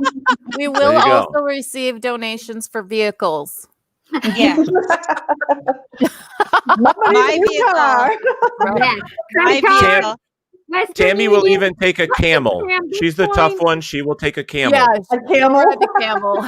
Ken and I will be in the air conditioning. If anything else, the camel was the first thing that popped in my mind. I'm sorry. A camel. Okay. Oh, Daddy so Boo Boo, funny. you crack me up. Well, Get them the Okay. Priscilla bus. Yeah, Oh, I Priscilla. want that. Yeah. All right. Let me get back to my questions I have written down here. So because we only have Question a mark. little bit left, so what is your? What did you say, Cindy? Steve Berry goes, camel, question mark. Oh, one hump I or don't two, know. he says. Bum, Whatever. bum, bum. Well, you need Yeah. two because Funny. always Funny. two humps are better than one. There you go. My So home. with all, My home. let's get back on track here. So with all the research, like, how long have you girls been doing this together now? Well, the team started in 2015. Okay, so it's been 6 years. Cool. Yeah, 6 years. That's cool. It's gone so fast. Oh my Yeah. goodness. Oh, yeah. It does go fast. So locations. I know that you guys travel a little bit, but not too far, lot. right? Oh, you Travel do. You a travel. lot. Oh, do you? Oh A yeah. lot. Yes, Not we this- travel. Not in 2020. That pretty much shut us down. But Yeah, oh, yeah. we started to have to limit the events that we do because it got to be so much one year. I mean, I think we traveled 3 weeks out of a month And it was like Yeah. every month we were somewhere, and sometimes 2 or 3 weeks out of the month we were somewhere. And it was crazy. I'd wake up and I'd be like, where are we? Where are we supposed to be today? What are we doing? What town are we in? Right. And it's really a feeling. And not only that, we're paying for it out of our own money. So it's, going to that many at that time. Now we get paid to go places. There you go. We speak at events, and typically they're helping to foot the bill for that now. So that's awesome. Yeah. Well, and usually it is across the country, so it really does help. Because Right. Oh no, I get it. I mean, some of the lectures and stuff I do, if I don't get paid, I don't go because it's like I can't afford it. So. And even though you want to help, you'd love to speak with everybody, you'd love to meet everybody, it's just not financially possible sometimes. Right. Well, I'm fortunate for here in New York that I work for the library circuit, to where they hook me up to each library, in my area, so I can go and do the library circuit, which is really cool. That's very fun. Amy Kowalski is joining us here. Hello, Miss Amy. You haven't heard from you in a long time. Well, I see her. There you go. Well, my question was going to be, because of traveling and stuff like that, is if you could go to a location and there was no expenditure for it, you could just go, where would you want to go to search for Bigfoot? And listen, wherever you guys say, I'm going with you. I could see Cindy coming back with lots of duct tape on her mouth. That's almost scary. I'm not going to continue talking about her duct taped mouth. That almost sounds nasty. Okay, I'm gonna answer the question, because there was, I don't remember who it was, but he was from Australia, and he said Byfield National Park has beautiful weather there all the time, and that's why I want to go, because I miss it right now. Fargo is freezing. It's just terrible. I want to go everywhere, so I want to see the whole world. I'll go anywhere anybody wants to send me. You know what? That's a good answer. I like that better. I'll take anywhere too. For 25 I'm points. just going to say that up here in the Midwest, Fargo, Moorhead, North Dakota, Minnesota, we're having a very mild winter, Jenna. Yeah. Oh, all right. We are here too in upstate New York. We've had 2 snowfalls, and our second one just happened today. I mean, normally we've had a couple here where I live, and I'm we an have hour away from Teddy.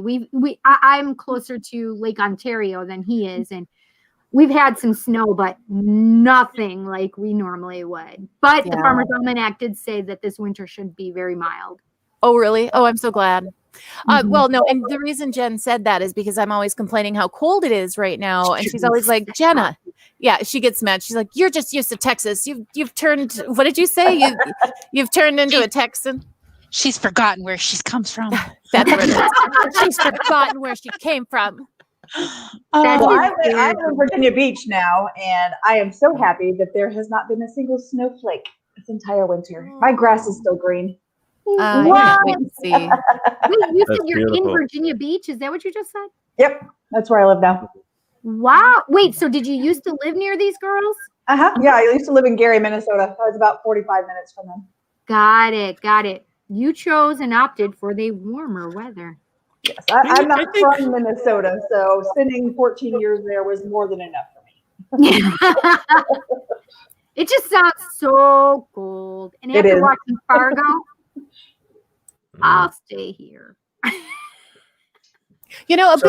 Fargo is absolutely beautiful in the summer, in the fall. It's a little wet in the spring, but if you come in the winter, in the winter or fall, in the winter or summer, the winter and spring, what's wrong with me? Easy for me to say. I can't spit anything out. Anyway, it's absolutely beautiful in the fall. And fall. I'm getting out of here. Thank you. Goodbye. Jenna's like that cartoon character from Looney Tunes right now. I don't know what's going on with her. I know. That's Jenna. Well, not as bad as this. Right now, I'm so tired, and I think Miss Cindy is. I'm vibing right now. I got my quartz in my hand. Just Jenna- popped it in the bra. Oh, gosh, Well, that's apparently, so- when I mentioned snow, or we were talking about snow, everybody that's in New York right now is saying that it is snowing right now in upstate New York, snowing in the North Coast. A couple of friends had to leave early from the Hinsdale house due to a blizzard on the weekend. What? It is snowing right now in northern Seneca County. Yeah, so there's snow, I guess. all over. I can't see. Yes, out my Minnesota, window. North Dakota. It's snowing right Yeah, now I too. wonder. I So don't did even know. Jen- I haven't even been outside today. I have no idea if it's snowing. So and I did Jen can't get see out the my window. answer where she wanted to go? She could. I don't remember you answering. I don't think so. Who? Jenna said. Jenna Jen, said she wanted not to go Jenna. to Jen. Australia. Oh, Jen. Jen. She froze. Oh, Unless she's Okay, really good. Well, she's frozen. Let's guess where she wants to go. Okay. Would that Listen, be here's it? a Yeah. picture of her frozen. though. I'm gonna tell you what, because I usually get this kind of stuff. I know, right? That gets so bad. Like, like she said her internet just locked up. She sent me a text message. Okay. Okay. Well, should we guess where she would I want to think go? that she wants to go to Britain. Ooh, that's that's what I was saying. I was thinking actually like England, Scotland. Ireland. Yes, yes. I'd like to go to those Okay. forests in Japan. I want to go everywhere. I want to go to the Yeah. Maldives. Yeah, I but want to go everywhere. but my concern is Me this. I too. mean, if you're The going Black for Bigfoot, Forest, Germany. if you're going for Bigfoot research, where I mean, that's True. ultimate. I mean, you go to China for the Black Forest or whatever that is. There's that one forest that nobody No, keeps going that's and a- never come back We're out. not- That's where they all commit suicide We're and not going and there. right? For Yeah, God's no, sake, no way. no. Yeah. We're So trying to anyways. guess where. Listen, it's Yeah. already bad enough that earlier in the show when I was talking about how allergic I am, that freaking Chanel tells me, well, isn't that what they say? That you'll become highly allergic to everything. And then because you're going to the other plane. Listen, Chanel, no. Yeah, Chanel. I'm not dying today. I'm not dying today. right now. I can't All right, so let me get back to this. So yes, Robert, suicide forest. So Jen, did you get the Not opportunity today. to say That's right. where you would want to go if you Hashtag could? no. Money, there was no object. Oh gosh. No. We would get a big RV and we would be on the road not all the time. I think that's what we would do. We'd go from place to place to place. Yeah. There's so many places that I want to go. I don't want to do Florida. Ugh. Oh, I skunk mean, ape. no offense, Bill. I'm sorry. I'm just a little scared of gators. Me too. But you know what? Yeah, Yeah, What we got something mountain experience? lions and bears and wolves and coyotes. Oh, and my. children and alligators. Right. I was just That's going to okay do with that me. today. Gators scare me. That would be an experience. How though, about the just because big it's- spiders that Florida has? I'm just saying, girls. Australia has the spiders. everywhere has spiders, bugs, snakes, Not like everything's that, gonna kill you. Yes, Huh? suicide But forest, thank you. girls, you can talk about big bugs, but I'm sorry, an alligator is so much scarier than any True. bug that could be on this planet, as far Crocodiles as I'm and concerned. alligators. Listen, But if if you don't you- have Crocodile Dundee with us, we can't go there. No, Exactly. But think about this. But think about this. We don't have That a gator- wrestler if that. that gator gets your foot, your arm, any limb, they twist and it just Yes. snaps off. I'm But sorry, who I would don't go want to out- live through that pain. I mean, So unless don't it can go swallow hand me in hand. whole, I'm not doing it. I And just he don't said she'd think be we on a would plane to ever Puerto Rico. go out there. You know what I mean? We would never go out there without proper, attire. People bringing us out there. I don't know who would just go out there. I mean, just to No, go searching. But you would definitely have to get the gator wrestlers. Okay. yes, the gator wrestlers. I think I've That's seen a all you TV need. show. Like, We'll take the guys from that alligator show. Yeah. There you go. Yeah. Well, we're going to say hello to the Chiefland Paranormal Investigation and Research team that just joined. We want to say hello to them as well. A Fireball who just joined in as well. How are you? Don't be afraid of Florida, she said. I don't know who Moink 203 Reformed is, but he says I hate kids. Okay. What? I have Sorry. no idea. Well, that love does not kids. mean we're feeding children to gators. Okay. I'm just saying. Yeah. Boink. Yeah, we're Okay. not doing that. Chiefland Paranormal says I don't swim after Crocodile Bigfoot. Robbie. No. So if you're out there, You got no. it. Teddy, you have to just get rid of him. I'm working on it. Whoa! I'm working on it. What is that about? It's I have no idea. A troll? What do it they is call a 'em? troll. Yes. Bye-bye. Just erase it now. I wish I had controls. I would be doing it myself. I'm working on it, but my thing is. Yeah, put the froze hammer here. down, wouldn't that, Cindy and Bill? So when I get trolls like that, I put the hammer down.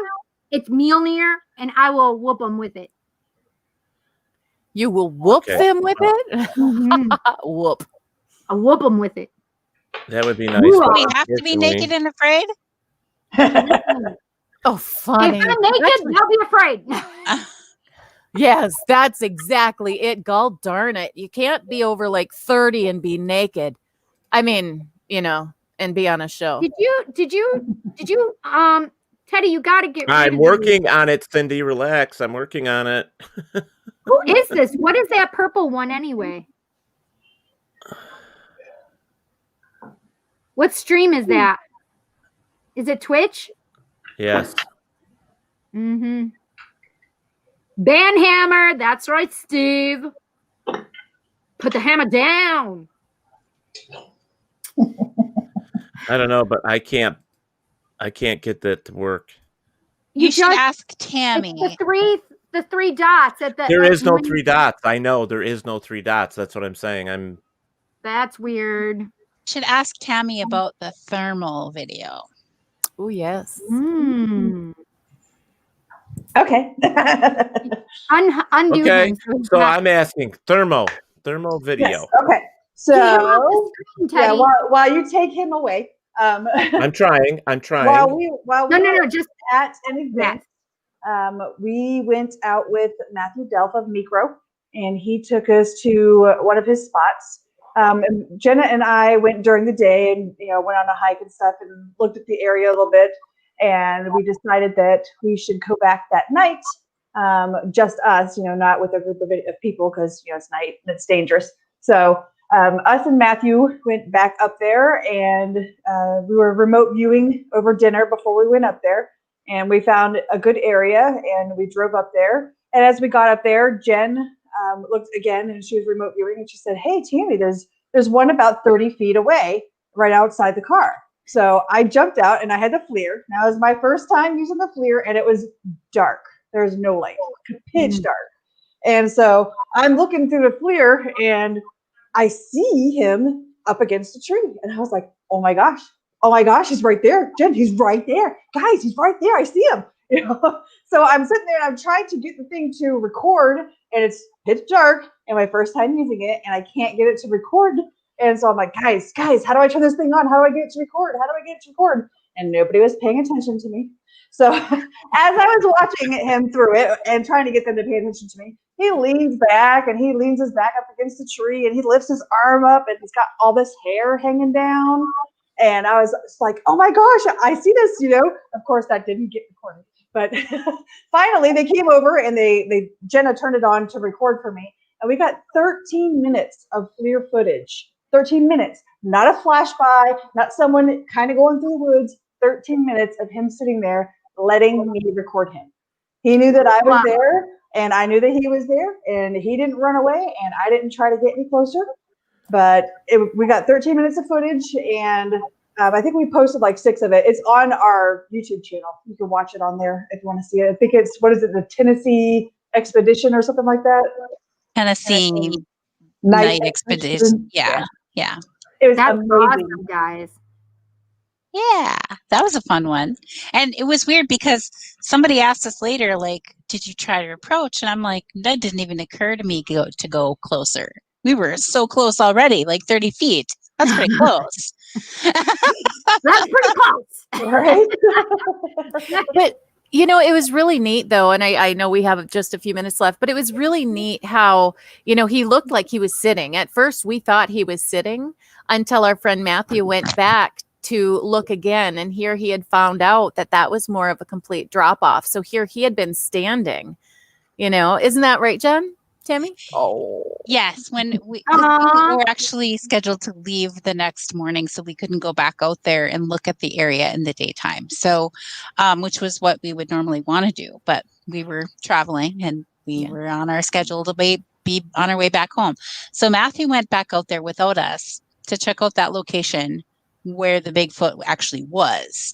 And we originally thought he was sitting on the ground. But he said right there's actually a drop off of the hillside, and it was like a shelf. He thinks that he was standing there because he was working on something that was coming up as a temperature. So we think he might have been skinning something or whatever. That he was using that like a countertop. Wow, that's crazy.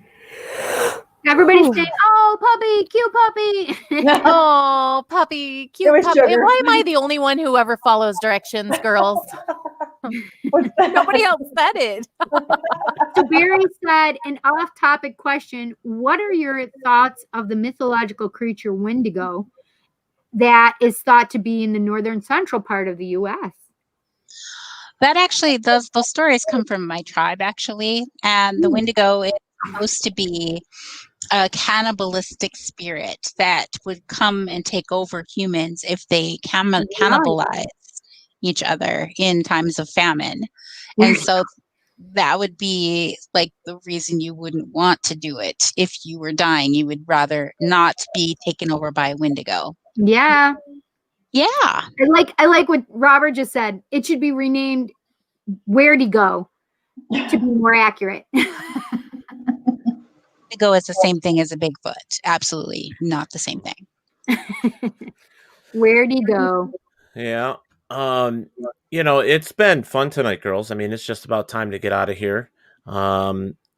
It's just been great. I mean, we have not had you guys on the show with us in a long time. And I just want to kind of do something real quick because we have been celebrating our 5-year now for the whole month of January. So over in the corner, my little 5-year thing comes up.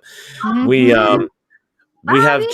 We do this real quick just to kind of show our appreciation to everybody that's ever been on the show.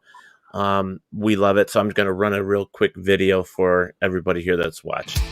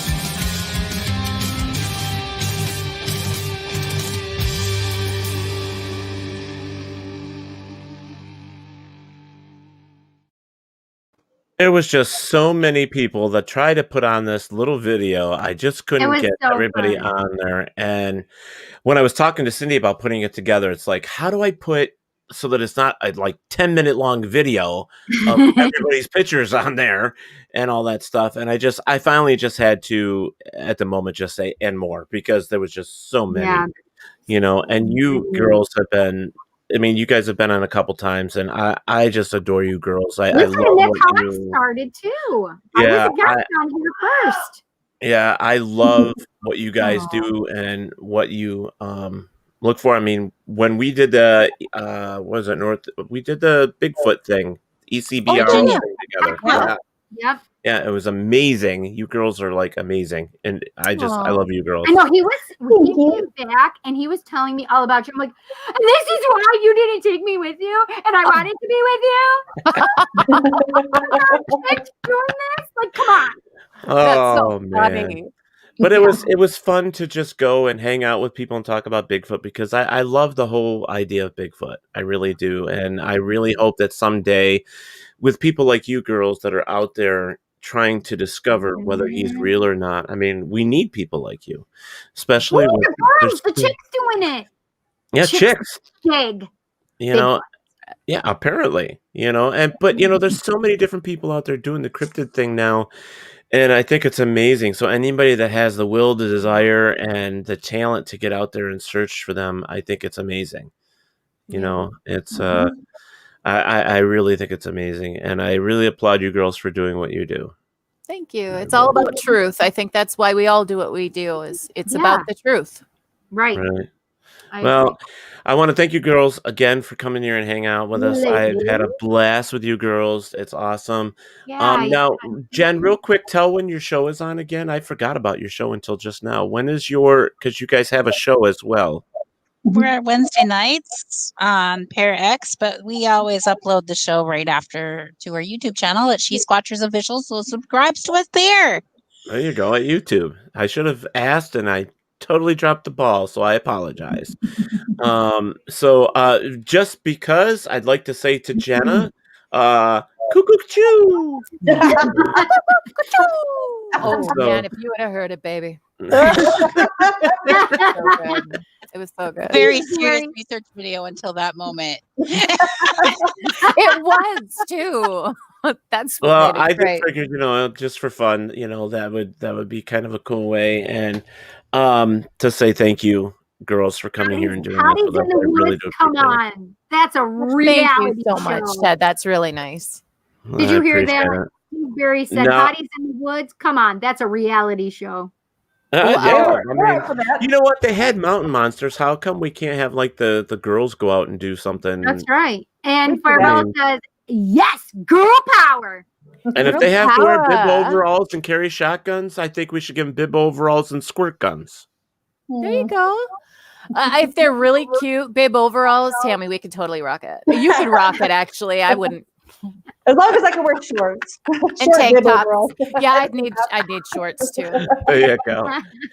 All right. Well, this is concluding our show for the evening. Thank you again, you guys, for coming here with us. I had such a blast talking about Bigfoot, and you girls are always welcome at any time that you'd like to come on. I do appreciate it. Cindy, you know what time it is. So it is time for us to go. So to end our show, we always say this: wherever there is darkness, there is always daylight. Thank you, everybody. Have a good night. Thank you again. Thank you for listening to Paratalk Radio with Ted Wolf and Psychic Cindy. Catch us next Monday for another fantastic guest. Please check out our show as well as others on the WLFE DB Radio Network. And remember, like, follow, and share with everyone. Join us at WLFE-DB.com for upcoming shows and so much more.